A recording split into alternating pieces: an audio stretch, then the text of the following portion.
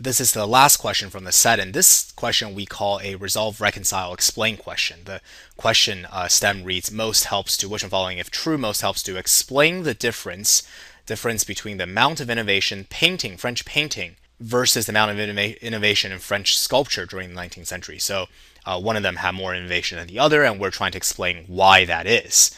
So let's take a look at the stimulus here. During the 19th century, the French Academy of Art was a major financial sponsor of painting and sculpture in France. Okay, so we're living in like 1850 France and we want to be a painter or sculptor. We better kiss up to the French Academy because that's where the money is. And sponsorship by private individuals had decreased dramatically during this time, by this time. So say back, in the Renaissance, perhaps the Medici family is supporting you. Now, they've been replaced. All of these private sponsorships, they're gone. It's just Academy that's supporting you. So so we better kiss up.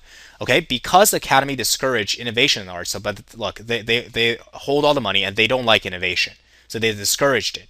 There was very little innovation in 19th century French sculpture. Yeah, that's to be expected, right? Because if the money comes from the Academy and the Academy doesn't want to pay for things that are innovative, then you're not going to see a lot of innovation. That makes sense.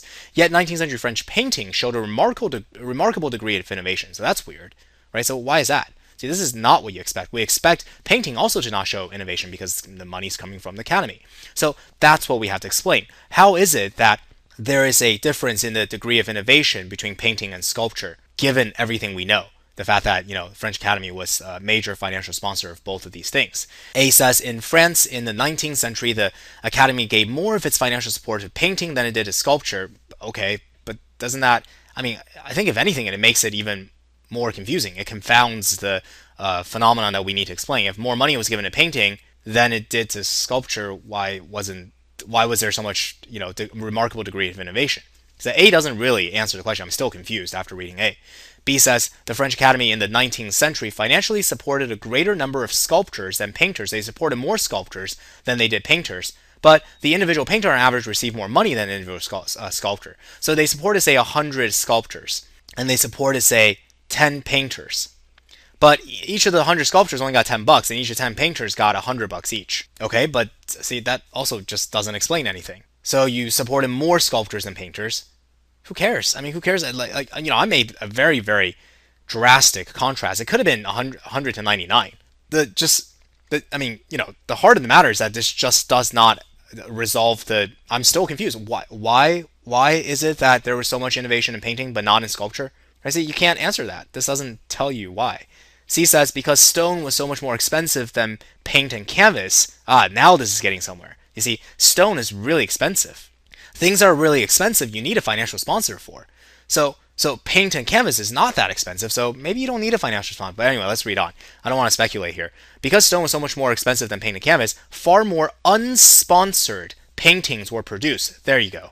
There were just a bunch of paintings that were unproduced than there were unsponsored sculptures in France. Well, that makes sense. If there were just so many more, far more unsponsored paintings, these are paintings that are not beholden to the rigid classicism of the French Academy, then yeah, that explains why French painting showed a remarkable degree of innovation, because all these innovation came from the far more unsponsored paintings versus sculptures, where sculptures is just not very much. It's too expensive, right? All the sculptors were in the pocket of the French Academy, so they weren't able to innovate. See, C answers the question. Now I know why there's a difference between the amount of innovation we see in sculpture versus painting.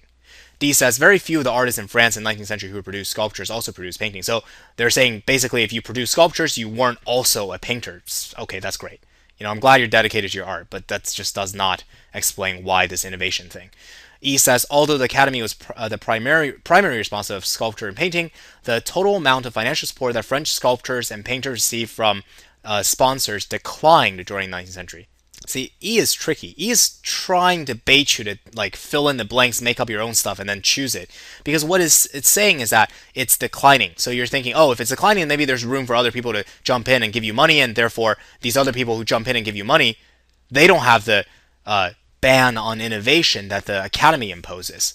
Okay, fair enough, but look at what they're saying. The Academy was just losing money, not supporting as much as the century went on, but it didn't discriminate between painters and sculptors. You see, even if that were the case, then shouldn't we expect to see the same type of innovation from sculptors and painters? Why the difference in the degree of innovation? it doesn't distinguish. E doesn't distinguish between sculptors and painters. So see, E also doesn't work, despite it being very tricky.